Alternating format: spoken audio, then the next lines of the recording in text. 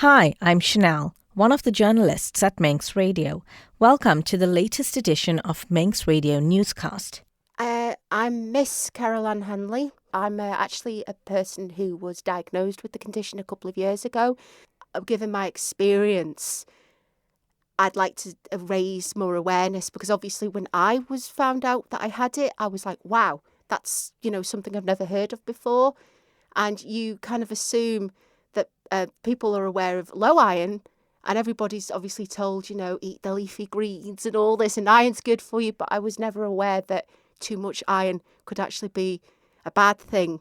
So I just want to get it out there, really, that people need to be aware because it is a condition that if you do unfortunately have, it can be quite devastating, or it can be one that can damage you quite a lot, or it can be one that you suffer with quite a bit. Yes, it's Monday the 1st of July all the way through to Sunday the 7th. Oh, perfect. Now, in this week, tell me about this week, Haemochromatosis Awareness Week. Well, basically, I don't believe there's been much ever done over here on the island, but in the UK, there's the Haemochromatosis UK Society, and they are an organisation that are available to everyone in the UK, but they also branch out to the island here and Scotland and Ireland. And they do put events on in the UK, or they do fundraising events, or they do where people can turn up for a cup of tea and discuss. And it's just literally just getting the awareness out there of people who maybe don't know what it is. Maybe they're newly diagnosed to it and they want a bit of a chat. And I didn't really know what to do over here for it because, as I said, I don't think it's ever been discussed over here or any sort of awareness. So I wanted to start small. So I just wanted to get it out there in the sort of the media. And I thought, well, what do people generally do over here when somebody's passed away as a tribute, or when there's some sort of charity event on, breast cancer, obviously, every year. And I thought is a fine example. And I just thought, get the Tower of Refuge lit up. Because, like I said, breast cancer are always lighting it up. There are other organisations that light it up. And everybody sees it. Everybody lives in Douglas, or they work in Douglas, or they come into Douglas to do their shopping. And then if they see it, and they're going to be like, well, why is the tower red?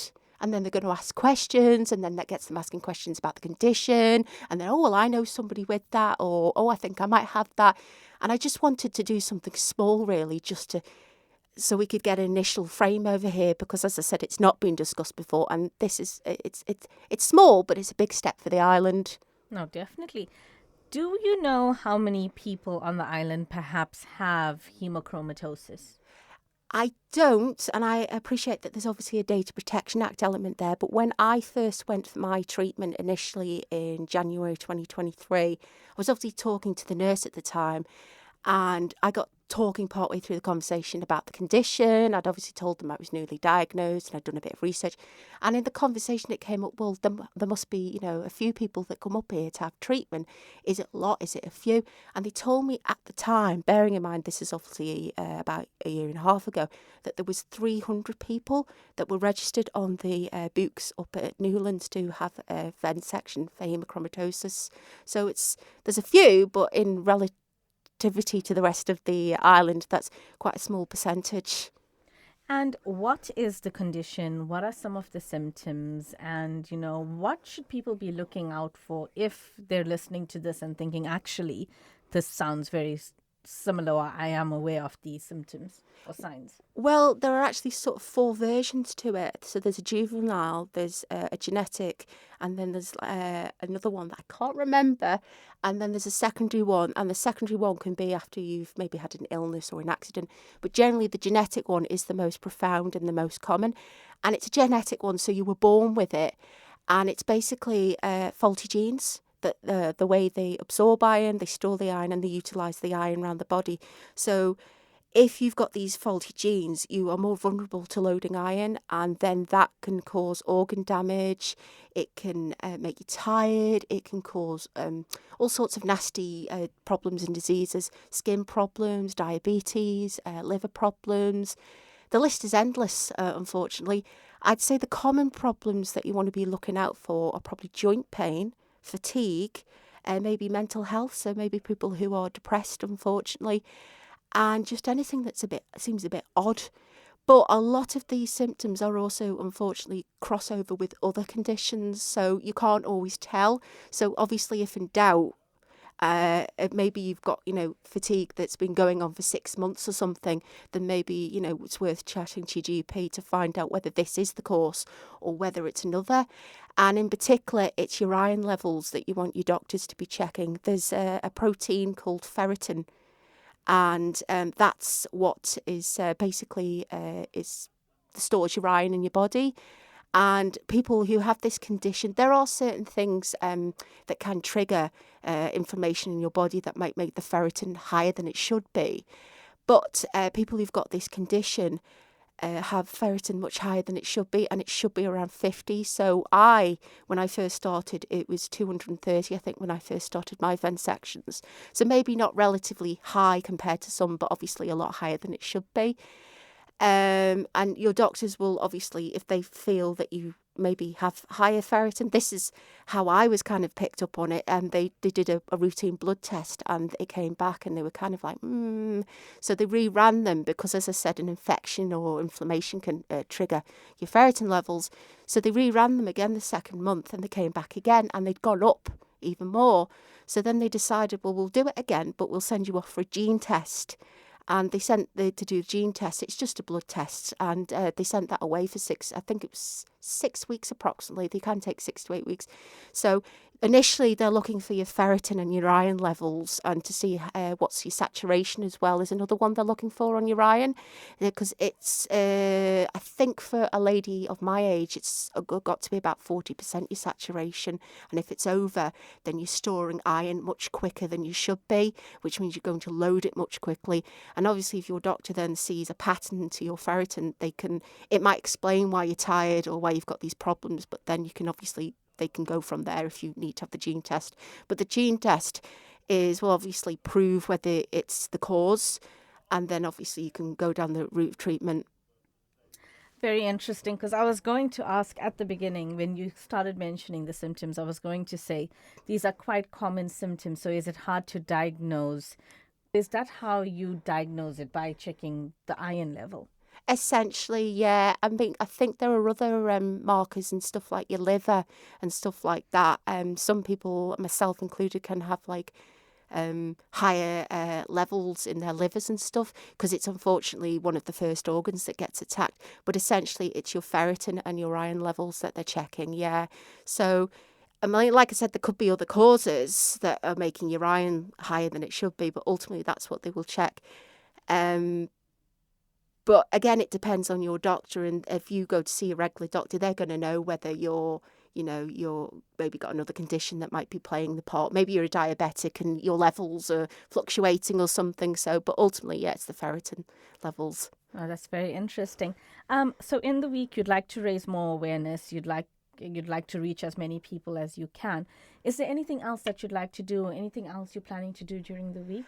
I hadn't, but and this is also a shout out to my friends at Northern, because I'm on a local running committee, and I'm also a club member. One of our members who used to be with us on the committee, and she does elsewhere, she's got Andres have got like a sports day on Sunday. And they're doing a run, and they're doing the walk, and they're doing some other bits and bobs. Now, I've been to this walk in the past as a general person who just goes and does it for the athletics and does it for the fun. But I'm actually thinking now of going on Sunday, because it's just under the awareness week, of going on Sunday and doing it for the week, and popping on a T-shirt or something, or going red maybe. And people are sort of like, well, why are you red? And then I get raising a bit more awareness. But I didn't actually think of this till about 2 days ago. So, but yeah, I'm thinking of doing that on Sunday, but I haven't quite decided yet, because I don't want to look too much of a fool. And if it's too hot as well. I don't know, you tell me. It's probably worth me mentioning as well that it's a condition that tends to be in the older ladies, especially when they get to menopause. Men do get diagnosed with it, and they do get diagnosed younger than women, but it tends to be a condition that's diagnosed in 50s, 60s, 70s. So it's not completely rare, but it's not as common for people under 40 to get it. So it was a bit of a shock. So it was a bit of a shock for me when I was diagnosed with it. So maybe ladies who have just reached menopause or within the last 6 months, and they've noticed, yes, the menopause is obviously a difficult transition for a lot of women anyway, but maybe they've noticed they're a little bit more tired, they're a little bit sore than usual, because women express some of their iron during their monthly cycle, and when they get to menopause, they're obviously stopping that process, so they're storing their iron more. So they might find, because they can't expel it, they're loading more quickly, and if they've got that condition, then they obviously need to be diagnosed and dealt with. So just, if there's any woman out there who's maybe reached menopause in the last year or so and has noticed that, they're tired, they're sore, or they've got some sort of weird skin rash or something like that, then, something that isn't quite right, just to go and get themselves checked out, because they might have that, condition. And just anyone that, like I said, ultimately, if you're not concerned, just go and speak to your GP. But also the Haemochromatosis UK Society website is brilliant. They have a Facebook group as well. I joined that. I know there are a couple of Manxies in there, not many, but there are a couple in there. But that's one that's broad across the UK. But I know they sometimes do have people that come in from further abroad. And that's just a site where people chat about their experiences. So whether somebody who's had the condition for 30 years or somebody who's had it for 3 months. And again, if people who are newly diagnosed or people who are a bit concerned, and I'm going to my GP next week, we're going to discuss it and he's going to send me off the test. Conversations like that get discussed in there. And if people just want to go in there and say, well, I want to learn more about the condition, or I think I've got it, what should I do? Then they can obviously signpost themselves to there or the society website.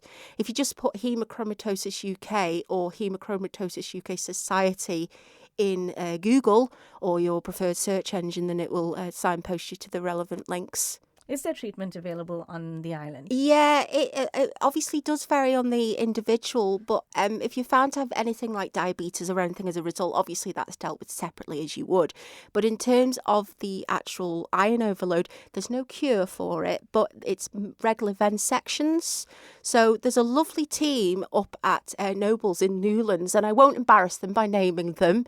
Jo, who is actually, and Sophie, bless her, but Jo, who has actually got the condition herself as well. And I don't know the full story behind it, but she fought very hardly a few years back to get a vensection department over here, and it's paid off, bless her.